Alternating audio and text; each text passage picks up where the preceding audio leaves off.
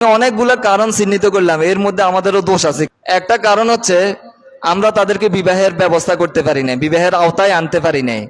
বাংলাদেশের মধ্যে নারী এবং পুরুষের অনুপাত হচ্ছে 100.100.02, অর্থাৎ মহিলা বেশি সংখ্যায়। আর একটা স্ট্যাটিস্টিক্স ক্যালকুলেশন অনুসারে নারীদের সংখ্যা 30 লাখ বেশি। যদি একজন পুরুষ সবাই একটা একটা করে বিবাহ করে তাহলে আরো 30 লাখ বিবাহের বাকি থাকে। তো একাধিক বিবাহ তো আমাদের দেশের মধ্যে, আমাদের সমাজের মধ্যে সবাই এটাকে খারাপ মনে করে। যার গো বউ নেই তারাও বিয়ে করে না। হ্যাঁ, 30 লাখ যাইতো কত। এই তো যারা বিয়ে করতেছে না তারা অপরাধী হবে, আল্লাহর কাছে কিয়ামতের ময়দানে জবাবদিহি করতে হবে। এই যে এতগুলা বিবাহের বাকি রয়ে গেছে, তাদের যে মনের অভিশাপ, তারা যে আশ্রয় পাচ্ছে না, তাদেরকে যে আশ্রয় দেওয়া হচ্ছে না, তাদের দায়িত্ব যে নেওয়া হচ্ছে না। আমাদের যাদের অনেকের সামর্থ্য আছে, সামর্থ্য থাকার পরেও যারা একাধিক বিবাহ করতেছি না, তাদের এই অভিশাপগুলা, এবং তারা যে পতিতালয়ে যাচ্ছে, ওই পতিতালয়ের মধ্যে গিয়ে যতগুলো গুনাহ করতেছে, ওই গুনাহের একটা অংশ আমরা যারা সামর্থ্যবান আছি আমাদের উপরেও পড়বে। আমি এইখানে ফতোয়া দিয়ে গেলাম, কিয়ামতের ময়দানে প্রমাণ হবে। আমার রাসূল সাল্লাল্লাহু আলাইহি ওয়াসাল্লাম বিবাহ করেছেন, 12টি স্ত্রী ছিল, সবাইকে অধিকার দিয়েছিলেন। যারা একাধিক বিবাহকে খারাপ মনে করবে তারা সর্বসম্মতিক্রমে কাফের হয়ে যাবে। হযরত আবু বকর, হযরত ওমর, হযরত ওসমান, হযরত আলী রাদিয়াল্লাহু তাআলা থেকে শুরু করে সবাই একাধিক বিবাহ করেছেন। নবী রাসূলদের জন্য বিবাহ ছিল আনলিমিটেড, আর আমাদের জন্য বিবাহ হচ্ছে সর্বোচ্চ কয়টা? 4টে এট এ টাইম রাখা যাবে। সমাজের মধ্যে যারাই আপনাদের যাদের সামর্থ্য আছে আপনারা বিবাহ করবেন, এটা একটা ইবাদত।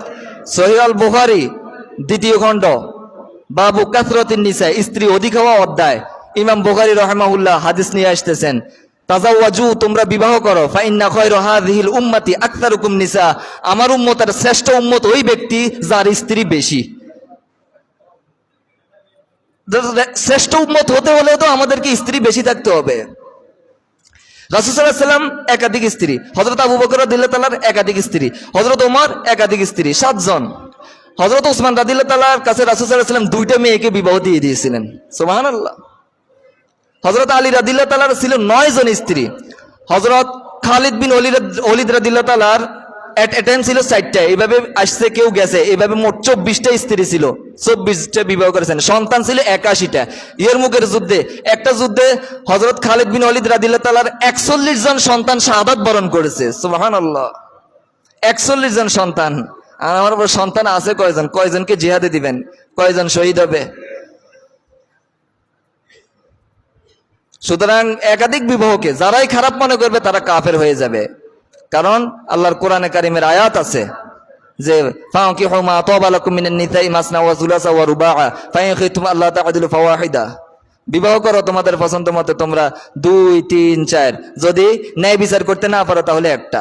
ন্যায় বিচার করে অনেক বড় লোক আছে, তাদের সামর্থ্য আছে একটা স্ত্রীকে গ্রামে রাখার, আর একটা স্ত্রীকে শহরে, বা দুই জায়গায় রাখার, বা 3 জায়গায় রাখার সামর্থ্য আছে, তারপরে তারা বিবাহ করে না। স্বার্থপর এগুলো অপরাধী হবে কিয়ামতের ময়দানে।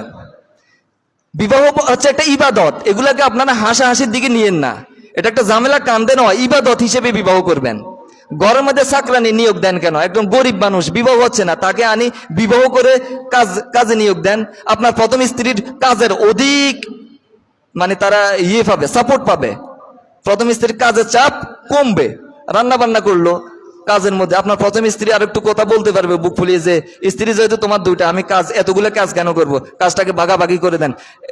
এই কাজগুলা এই স্ত্রী করলে, এই কাজগুলো এই স্ত্রী করলে, এটা তো সুন্দর। প্রথম স্ত্রীর উপরে চাপ আরো কমবে, প্রথম স্ত্রীর এটা আরো অধিকার আরো বাড়লো, আরো সম্মান বাড়লো। সে প্রথম স্ত্রী হইতে পারছে, তার একটা কি থাকবে, ওই স্ত্রীর উপরে তার একটা আলাদা আধিপত্য থাকবে, এটা আরো সুন্দর। প্রথম স্ত্রীও যদি বাধা দেয় স্বামীকে, তাহলে প্রথম স্ত্রীও মারাত্মক গুনাহগার হবে, আল্লাহর কাছে জবাবদিহি করতে হবে। এই জন্য এগুলা কাজ করতে করতে শেষ হয়ে যায়। যারা একেবারে সারাদিন 24 ঘন্টা কাজ করে, একদম ঠিক মতে আছে, কারণ স্বামীকে দ্বিতীয় বিবাহের অনুমতি দেয় না। তো কাজ করতে করতে একদম, রান্না করতে করতে হাত পা অন্যরকম অবস্থা হয়ে যাক, আমি মনে করি ঠিক মতে আছে একদম।